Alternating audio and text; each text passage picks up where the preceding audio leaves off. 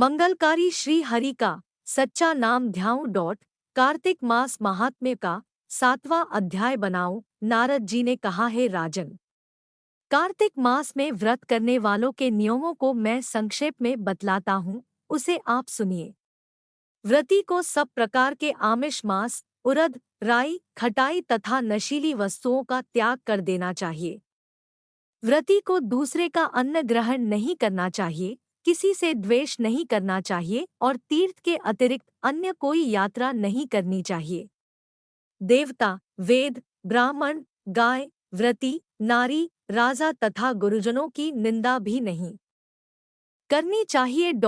व्रती को दाल, तिल, पकवान व दान किया हुआ भोजन ग्रहण नहीं करना चाहिए।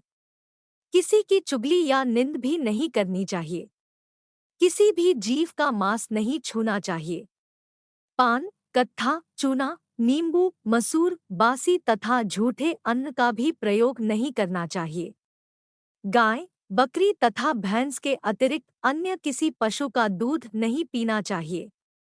कांस्य के पात्र में रखा हुआ पंचगव्य, बहुत छोटे घड़े का पानी तथा केवल अपने लिए ही पका हुआ अन्न प्रयोग करना चाहिए। कार्तिक माह का व्रत करने वाले मनुष्य को सदैव ब्रह्मचर्य का पालन करना चाहिए। उसे धरती पर सोना चाहिए और दिन के चौथे पहर में केवल एक बार पत्तल भोजन करना चाहिए। व्रती कार्तिक माह में केवल नरक चतुर्दशी, जिसे छोटी दिवाली भी कहा जाता है, के दिन ही शरीर में तेल लगा सकता है। कार्तिक माह में व्रत करने वाले मनुष्य को सिंघाड़ा, प्याज, मट्ठा, गाजर, मूली, काशीफल, लौकी, तरबूज इन वस्तुओं का प्रयोग बिल्कुल नहीं करना चाहिए। रजस्वला, चांडाल, पापी, म्लेच्छ, पतित, व्रतहीन, ब्राह्मण द्रोही और नास्तिकों से बातचीत नहीं करनी चाहिए।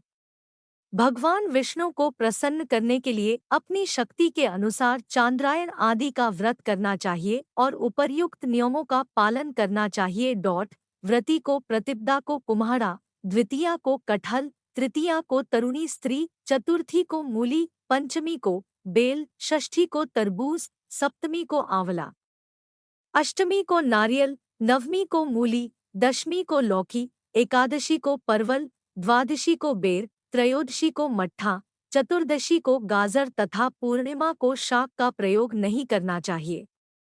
रविवार को आंवला का प्रयोग नहीं करना चाहिए। कार्तिक माह में व्रत करने वाला मनुष्य यदि इन शाकों में से किसी शाक का सेवन करना चाहे तो पहले ब्राह्मण को देखकर ग्रहण करे। यही विधान माघ माह के व्रत के लिए भी है। देवोत्थानी एकादशी में पहले कही गई विधि के अनुसार नृत्य, जागरण, गायन, वादन आदि करना चाहिए। इसको विधिपूर्वक करने वाले मनुष्य को देखकर यमदूत ऐसे भाग जाते हैं जैसे सिंह की गर्जना से हाथी भाग जाते हैं। कार्तिक माह का व्रत सभी व्रतों में श्रेष्ठ है। इसके अतिरिक्त जितने भी व्रत यज्ञ है वह 1000 की संख्या में किए जाने पर भी इसकी तुलना नहीं कर सकते, क्योंकि यज्ञ करने वाले मनुष्य को सीधा वैकुंठ की प्राप्ति होती है। जिस प्रकार राजा की रक्षा उसके अंगरक्षक करते हैं, उसी प्रकार कार्तिक माह का व्रत करने वाले की रक्षा भगवान विष्णु की आज्ञा से इंद्रादि देवता करते हैं। व्रत मनुष्य जहाँ कहीं भी रहता है वहीं पर उसकी पूजा होती है, उसका यश फैलता है। उसके निवास स्थान भूत, पिशाच आदि कोई भी नहीं रह पाते। विधि पूर्वक कार्तिक माह का व्रत करने वाले मनुष्यों के पुण्यों का वर्णन करने में ब्रह्मा जी भी असमर्थ है। यह व्रत सभी पापों को नष्ट करने वाला, पुत्र पौत्र प्रदान करने वाला और धन धान्य की वृद्धि करने वाला है।